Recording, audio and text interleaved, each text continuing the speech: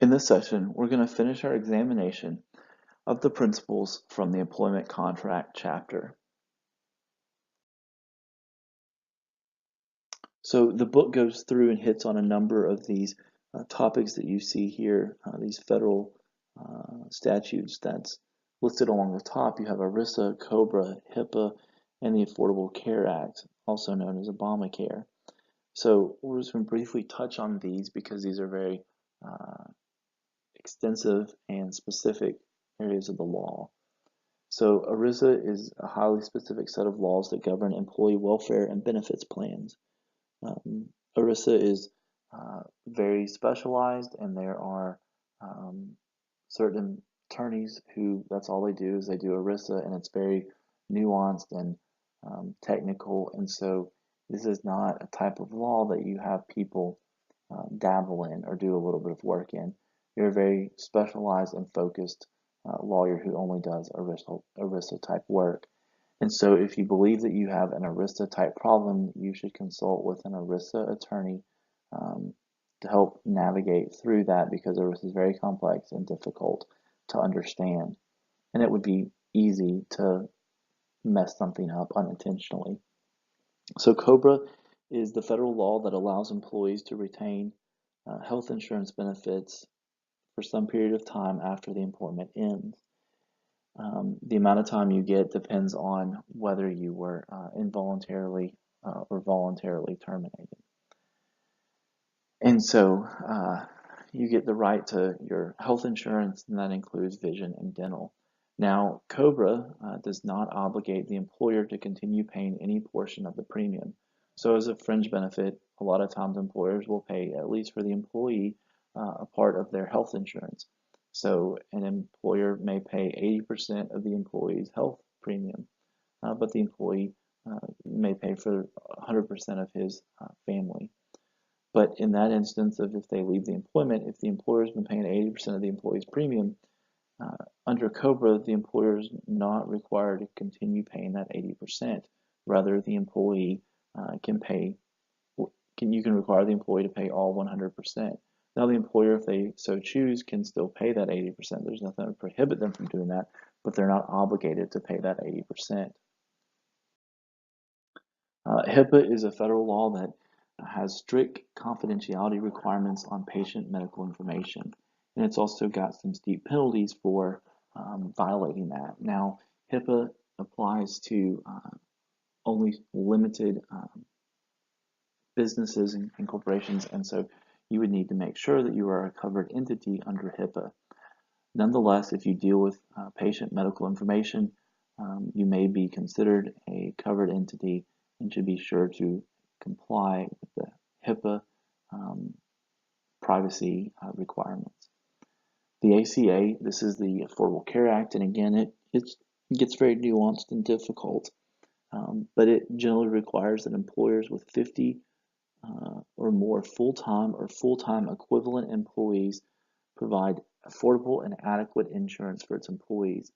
So there's a lot in that one sentence that we could break down. And so we first say it's got to be 50 or more full-time or full-time equivalent employees. Well, you probably know what full-time means. That means employees who are working full-time. But interestingly, the ACA defines that as working 30 or more hours per week, not 40 or more hours like most would expect full-time employment to be defined as. And then a full-time equivalent employee they believe that the intent behind this using full-time equivalent employees is that they believe that to avoid the obligations of the ACA, it's possible that employers would convert their workforce to part-time employees and non-full-time employees, and therefore be under the 50 employee threshold. So what they do is any employees that are part-time or anybody's less than the full-time, you add those up, and there's a formula that you do to find out the full-time equivalent. So you may have 50 full or part-time employees, but when you convert them to full-time equivalent employees, you may have 38 full-time equivalent employees. And so those full-time equivalent employees go into determining whether you meet the threshold of 50 to be required to offer this insurance, but you're not required to provide insurance to those full-time equivalent employees. Rather, as you see, the obligation is to provide affordable and adequate insurance for the full-time employees. So the part-time employees count towards determining if you have to offer insurance, but you're not required to offer insurance to the part-time employees. Now, the insurance that you offer has to be what's considered affordable and adequate. And there are some tests under the ACA to define and help you determine whether your insurance plan is affordable and adequate. If it is not affordable and adequate, then there are, in theory at least, substantial penalties that can be imposed on the employer for non-compliance with the ACA. Now, when I say that these penalties are in theory, because after President Obama took office, he signed an executive order in which it implies that the penalties will not be enforced against employers. Now, I'm not 100% sure if that's actually going to be the case or if some will be imposed, because we've had some clients that have gotten letters saying that they had problems with their insurance that they offered and they were subject to penalties. However, in all those instances, the calculation from the government that I've been involved in at least has been wrong, and the employers in fact offered affordable and adequate insurance and thus were not subject to any actual penalty.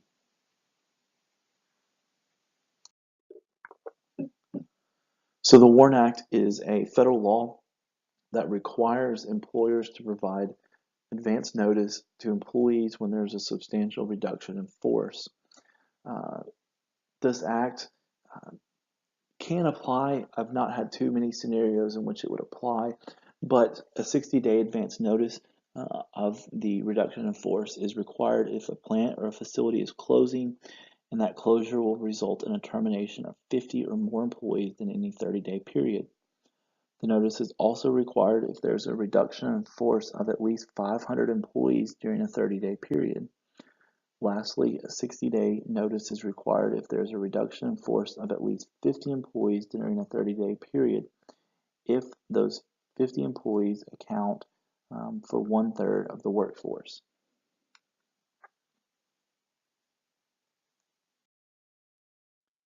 The 60-day advance notice is excused if in both of these conditions. So one, at the time the notice was due, the employer was searching for new capital or business that the employer in good faith believes would have avoided the closure or layoff, and the employer in good faith believes that that notice, if they'd given that notice, then it would have precluded them from obtaining any new capital or business.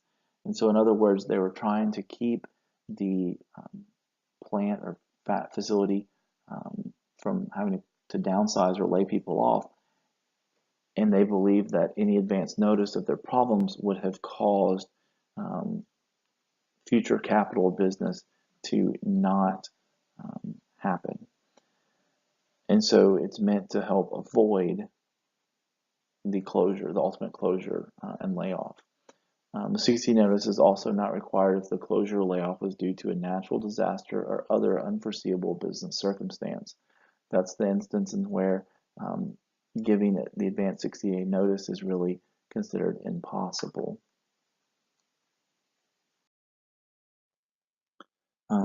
The WARN Act does not apply if it's a closure of a temporary location. So it was somewhere that was never going to be a permanent location. It makes sense that you don't have to warn about somewhere that's only a temporary location. It also makes sense that you don't have to give that advance notice when a layoff is for a particular job, where the employees were hired to work a particular job or a particular time. Take something like a seasonal job. If you hire somebody knowing that you're going to work gift wrapping at all the JCPenney's across the country, and they've hired a bunch of people, and then they lay them off at the end of the holiday season, they're not going to have any WARN Act requirement because those people were hired to do a particular job, and they knew that their job had a limited time period that they expected to be terminated upon completion of the holiday season. Makes sense that you don't have to provide that 60-day advance notice in those temporary type conditions. Also, the WARN Act does not apply to a closure that's due to a strike or a lockout. So if you have a union, we'll talk about the NLRA in just a moment, but if you have a union and there's a strike or a lockout and that results in having to close the facility, then you're not going to be subject to any Warrant Act requirements. So let's talk about now the National Labor Relations Act. So the NLRA is often thought of as applying only to private sector unions, but as we'll talk about in just a few minutes, the NLRA provides important rights and limitations in the non-union private employment setting. So even if you work somewhere and you don't have a union, the NLRA could still apply to you. Now, unions are what you traditionally think of for the NLRA, but unions, the book gave exact statistics, I believe, but unions have been on a decline, and there are much less number of businesses with unions in 2000 in the 2000s than there were when the NLRA was enacted back in the mid 1900s. So the NLRA restricts rights to bargain collectively. So independent contractors and supervisors are excluded from the NLRA. So there are two main ways that unions will seek recognition from the employer. You either have a signature drive, which is where it's just like you'd expect, you go around and you try to obtain more than 50% of the employees to sign a card basically expressing an intent or a desire to have a union. So if you can get more than 50% of the employees to sign one of these, then the employer may, but they're not required, to recognize the union. Now the problem with these type things is just like you expect probably a union to have is a bullying mentality. It's very possible in the signature drive scenario that you have certain employees that sign it only because they are forced or coerced or threatened to do so. So the second method here is the more preferable one because it, as we'll see, is more anonymous and it allows for a better true representation of what the employees desire. So the second way is where the employees will submit a petition to the NLRB for a representation election. And that's where the employees will decide whether a majority of the employees want a union to represent them in collective bargaining. So in these representation elections, the NLRB will investigate to confirm that such an election is appropriate. If it is, then a secret ballot is then given to the employees for voting. And like I said a second ago, this method is preferable because unlike the signature drive, this can be done in an anonymous setting and you don't have the bullying or the threats or the coercion or pressure that can happen in a signature drive. So this gives you a better representation of whether the majority of the employees truly want a union or not.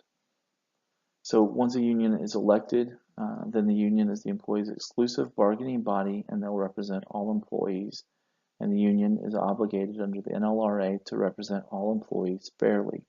Now I'll say that that is something that is often just given lip service because you have a number of employees who may be brought into a union and don't, and so you've got members inside the union that are at odds with the union leadership.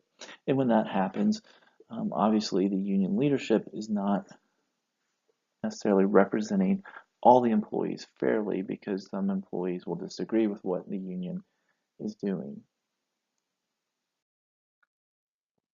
So when the employer and the union get together to negotiate about a new collective bargaining agreement, which is the agreement that more or less sets out the terms controlling the relationship between the employer and the employees, when they sit down to create that CBA, to negotiate it, the employer and the union have a duty to negotiate in good faith. That means both parties are willing to give and take, to have some compromise to reach an agreement that is most advantageous to both the employer and the employees. Now, good faith, when we say that they have to negotiate in good faith, that does not require that the employer or the union is required to agree to a term or is required to make certain concessions. So the NLRA prohibits unfair labor practices. These are um, actions that could be taken that would unfairly influence the negotiation process or the exercise of union rights in general. So the NLRA prohibits employers from threatening employees with adverse consequences for either supporting or organizing a union. So you can't threaten to decrease their pay if they organize or support a union. Another thing is you are prohibited as the employer from promising benefits in exchange for opposing a union. So you can't agree to pay an employee more money if they will oppose a union, or give them more days off if they will oppose the union. You're also you're also prohibited from interrogating employees about union activity. Now, if you have supervisors in the workplace, they may overhear discussions about unions and what the employees are doing. It's perfectly okay for the supervisors to be overhearing such discussions, but the supervisor and the employer, through other management, are prohibited from interrogating those employees about the union activity. And lastly, the employer is prohibited from scrutinizing union activity, and this is more like surveillance. You're prohibited from watching, trying to figure out what they're doing. So Section 7 of the NLRA allows employees to engage in what's called concerted activities. And this says that you are allowed to engage in concerted activities for the purpose of collective bargaining or other mutual aid or protection. So if you'll recall on the first page that we talked about the NLRA, I mentioned that the NLRA applies to both the union setting, which is what we just talked about, and then it also applies to the non-union setting. And this would be what we're talking about. This protected concerted activity is going to apply to all employees. It's just not limited to the union members. So for the action to be considered protected concerted activity, it must be engaged in with, on the authority of other employees, not solely on behalf of the employee himself. So concerted activity, you hear that, and to me, concerted activity means that you're working, more than one of you are working together on something, and that's what the requirement is. And whatever you're doing has to relate to the terms and conditions of your employment. If those things happen, then what you're doing is may be considered protected concerted activity under the NLRA. So if what you're doing is protected concerted activity, then the employer, you're prohibited from engaging in conduct that either interferes with, restrains, or otherwise impedes the employee's exercise of concerted activities. So this extends to policies that would be found to tend to chill the exercise of concerted activities. So it doesn't have to go to the extent of you're actually having conduct that is actively interfering or restraining or impeding, but a policy could be enough if it's a policy that a court could find could have a tendency to chill the exercise of concerted activities. So you don't have to show that it actually is chilling concerted activities. It's just that it has the tendency to result in that chill to the concerted activity. So an example is the NLRB, the National Labor Relations Board, has concluded that policies prohibiting employees from discussing pay violate the NLRA. So they see the employees as being able to engage in concerted activity by discussing their pay. And they see that a prohibition on them, so a rule that says you have that pay is confidential and employees are prohibited from discussing pay, that would be a policy that the NLRA would find to be have a tendency to chill the exercise of concerted activities. Because if you have a couple people talking about their pay, that could be it's more than one person working towards a concerted activity together, and then it relates to a term and condition of your employment because your pay is a term and condition of your employment. Then under that reasoning, the NLRB has concluded that such a policy would violate the NLRA because it would be seen as having the effect of interfering, restraining, or impeding the employee's exercise of concerted activities.